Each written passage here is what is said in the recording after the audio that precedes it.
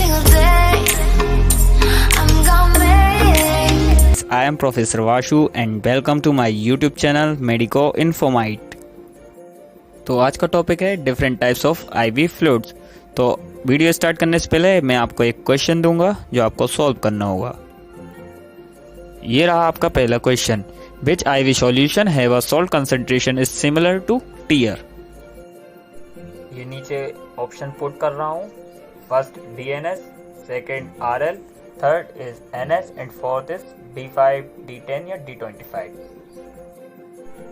चलिए सोचिए कौन सा आईवी फ्लूइड का आईवी सॉल्यूशन का जो सॉल्ट कंसंट्रेशन होता है टीयर्स के सिमिलर होता है। चलिए थैंक यू, ज़्यादा समय नहीं गवाते हैं और चलते हैं सीधे अपने टॉपिक पर। वीडियो को स्टार्ट करने से पहले वीडियो को लाइक करें और अगर आप इस चैनल पर नए हैं तो आप सब्सक्राइब करना ना भूलें। चलिए आते हैं हम टॉपिक की ओर। तो स्टार्ट करते हैं डेफिनेशन ऑफ आईवी सॉल्यूशन या आईवी फ्लूइड्स। तो intravenous fluid is also known as intravenous solution which is directly administered into the venous circulation. फिर इसके बाद आता है हमारा पर्पस ऑफ आईवी सॉल्यूशन।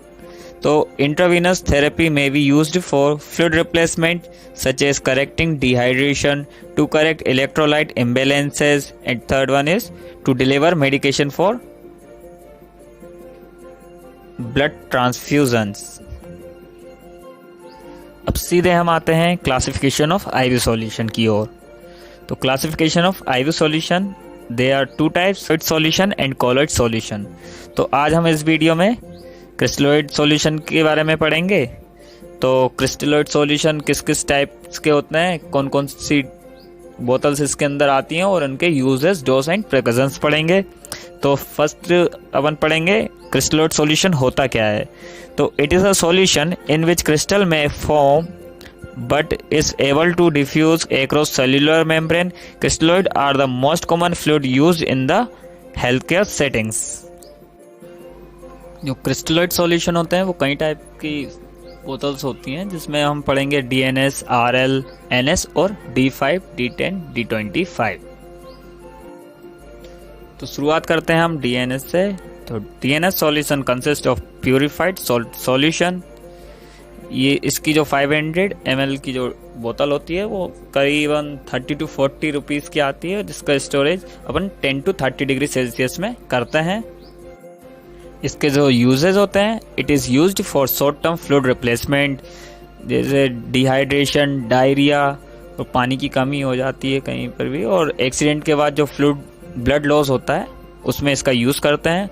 इसका जो मैक्सिमम डोज होता है वो 3 to 4 बोतल्स इन 24 आवर्स।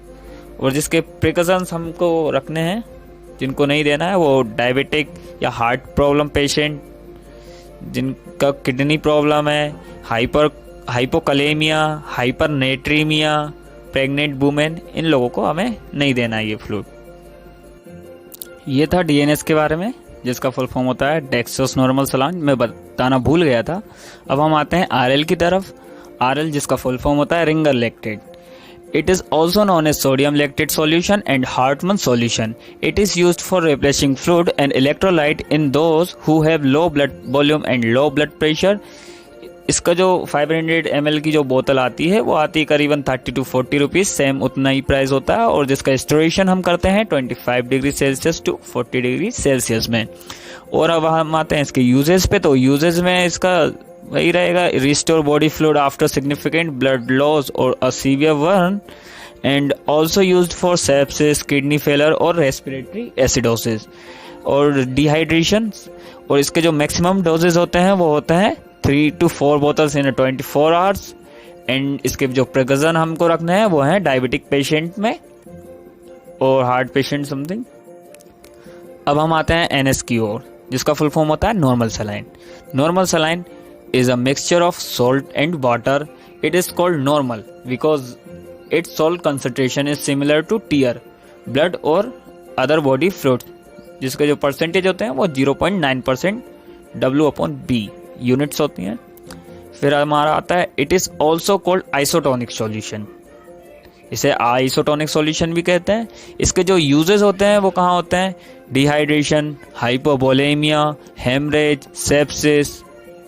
और घाव को धोने के लिए इंजेक्शन लगाने के लिए जो भी इंजेक्शन करते हैं उसको इसके साथ पुट करके सॉल्यूशन के साथ हम लगाते हैं। और इसके जो मैक्सिमम डोज होते हैं वो होते हैं 3 to 4 bottles in a 24 hours. And जिसके प्रिकॉशंस होते हैं हमारे severe irritations, redness, swelling and pain. And precautions हमने पढ़ लिए, पेन और वांत वगैरह होते हैं, रेडनेस, स्वेलिंग, सीवियर इरिटेशंस। और इसकी एक जो खास बात होती है, इसे हम डायबिटीज मलाइटिस में यूज़ कर सकते हैं। डायबिटीज मलाइटिस में DM पेशेंट्स में यूज़ कर सकते हैं इसका। फिर हमारा आता है लास्ट सॉल्यूशन जो D5%, D10% एंड D25%। इसके बारे में हम पढ़ेंगे। इसे जो 500 ml की जो बोतल आती है वो करीबन आती है 30 to 40 रुपीज़, और जिसको हम 25 डिग्री to 40 डिग्री सेल्सियस में स्टोरेज करते हैं। और D5 में ज़्यादा कुछ होता नहीं है। वैसे इसके यूजेस जो होते हैं वो होते हैं acute alcohol intoxication, insulin overdose जब हो जाता है, और हाइपर कलेमिया। बहुत ज़्यादा कमजोरी है, चक्कर आ रहे हैं पेशेंट को, इंस्टेंट एलर्जी मिलती है, इससे इंस्टेंट एनर्जी मिल जाती है हम पेशेंट्स को। इसका जो मैक्सिमम डोज होता है वही सेम टू सेम होता है सबकी तरह, 3 to 4 bottles in 24 hours. And जिसके साइड इफेक्ट होते हैं, इसके साइड इफेक्ट्स होते हैं कुछ टेकिकार्डिया, वोमिटिंग या हाइपर थर्मिया हो सकता है पेशेंट्स को। तो आई होप आपको हमारे सारे पॉइंट्स समझ में आए होंगे।